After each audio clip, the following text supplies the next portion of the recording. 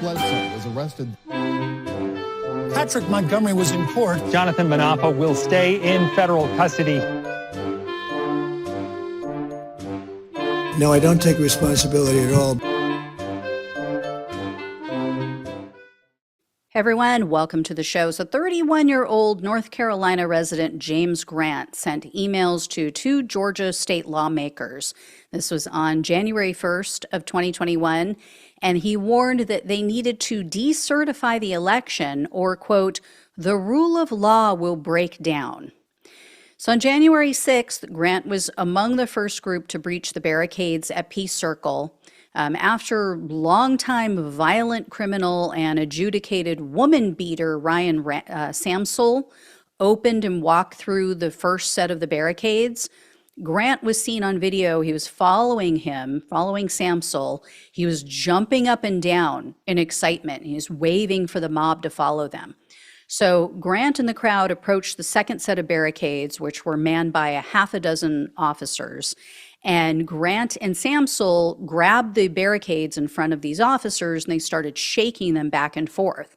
So the police grabbed the barricades, they were trying to hold them steady, and one of the officers yelled for Grant and the others to stop. Well, the crowd was completely out of control at that point. These guys got them all revved up. So Grant and then several other of his inevitable co-defendants, they lifted the barricades off the ground and they rushed at the police with the barricades. So two officers were directly in front of Grant. They were pushed backward until their backs hit the metal railing on the staircase that was behind them. And Officer Carolyn Edwards, who was down a little bit, away from Grant, she suffered a very serious head injury. The barricades, as I've mentioned in other videos, smacked her in the face. It sent her flying backward, and the back of Officer Edwards' head first hit the metal railing on the same stairs. That knocked her unconscious, and then she fell backward and cracked her head again on the concrete steps. So Officer Edwards testified that to this day, she still suffers from migraine headaches every single month. She said in a bad month, it's every week. In a good month, it's once a month. And while Officer Edwards was still unconscious, so she's laying on the steps, could have been killed, she's laying there unconscious. One of Grant's co-defendants jumped over the barricades and attacked an officer named Cruz. So a police sergeant jumped in. He's trying to separate them. Well, then Grant and another man, they joined the brawl. So this fight was finally broken up. There was another officer, a third officer, who stepped in. He started punching Grant. And so everybody let go eventually. And by that time, everything was just chaos. The barricades had been breached. The mob charged forward. Everybody just flooded into the Capitol grounds. So Grant was then seen shoving his way through a mass of Trump's terrorists. He maneuvered his way to the front of another police line. He was yelling at the police, and then he used his back. He was pushing against an officer's riot shield. He was also seen helping to remove a barricade. And eventually, Grant and the rest of the mob overwhelmed the police. They made it to the building. And Grant was seen on video. He was climbing into the Capitol through a broken window. So he followed the mob down a hallway. He was then seen on video inside a Capitol conference room. And then after that, he was seen inside the office of Senator Jeff Merkley. And that office was just completely destroyed by Trump's terrorists. And Grant was seen exiting the building after he had been inside for almost a half an hour. So Grant was arrested on October 14th of 2021. And in a fourth superseding indictment, he was charged with civil disorder, 2 counts of assaulting officers with a dangerous weapon, entering a restricted building or grounds with a dangerous weapon, 2 counts of disorderly conduct, one of which included that dangerous weapon enhancement, 2 counts of physical violence, one of which also included a dangerous weapon enhancement, obstructing an official proceeding, entering certain rooms in the Capitol, and parading or demonstrating in a Capitol building. Grant had no remorse. Even after his arrest, he told the FBI agents that their agency was, quote, the biggest threat to Americans. And then Grant lied, and he claimed that he only pushed the barricades into the police because an officer took a swing at him. Totally false. Never proven. There's no video evidence of that. He also referred to the prosecution of January 6 criminals as a, quote, big witch hunt. Wonder where he got that from. Wonder where that little, sheep got that phrase. Bah. So anyway, in October of 2023, Grant, for some reason, pleaded guilty to 2 misdemeanors, so the parading charge and then entering certain rooms in the Capitol.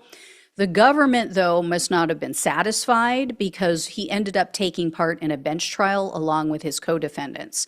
So in February of 2024, the judge found Grant guilty of civil disorder, assaulting officers with a dangerous weapon, disorderly conduct on Capitol grounds, physical violence on Capitol grounds, and obstructing an official proceeding. As mentioned before, the Trump humpers on the Supreme Court, they issued an asinine ruling. They basically stated that, you can't charge the obstruction charge because it can only be used against a defendant if they tampered with a physical document. Totally bogus. Go read the statute. That is not how it reads, not what it was intended to do. So that conviction, that one charge was tossed out, but he still faced up to 20 years in prison, 3 years of probation, and $250,000 in fines for just the assault conviction alone. And this time, the prosecutor requested a pretty decent sentence. They asked for 9 years in prison, 3 years of probation, and $2,000 in restitution. And Grant appears to be on a downward spiral. He admitted to the probation department that he has a history of addiction, and it includes weed, heavy cocaine use, they said, and ecstasy. Also, abuse of prescription drugs, including Adderall, Vyvanse, Ritalin, and opioids. As for his criminal history, Grant was sentenced to 30 days in jail. This was in 2018 for tampering with a vehicle. And then about a month before he was arrested for this case, for January 6th, he was charged with driving while intoxicated. And when the police searched his car, they found a handgun, ammunition, and drug paraphernalia in his car. Then, while he was out on bond for his January 6th case, he tested positive for amphetamines in both October and November of 2021.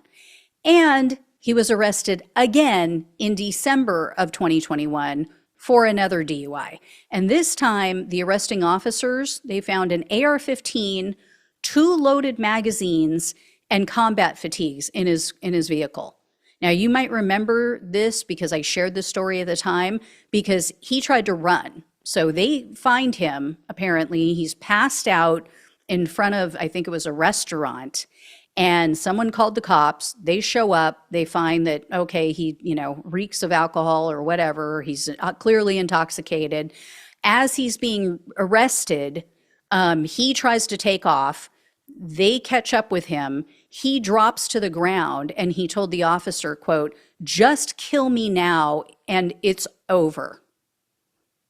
So because of the numerous violations of his bond conditions, Grant was taken back into custody in January of 2022, so he has been in jail ever since then.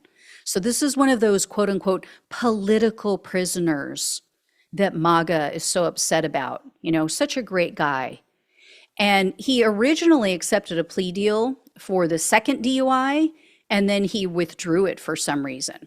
So it appears that maybe he didn't want it to count against him in this case. So that second DUI case is still pending. Now, he lucked out. He got one of the weakest judges ever. I'm not joking. U.S. District Judge Gia Cobb presided over his January 6th case. When all was said and done, Grant was sentenced to only 3 years in prison, 3 years of probation, and $2,000 in restitution. I mean, for a 31-year-old, 3 years in prison is going to feel like an eternity, but this is nowhere near enough. Right? I mean, for someone so violent who's continued to break the law, even after being busted for January 6th, this judge is just way too soft-hearted. She cannot deal with dangerous criminals. That's all there is to it.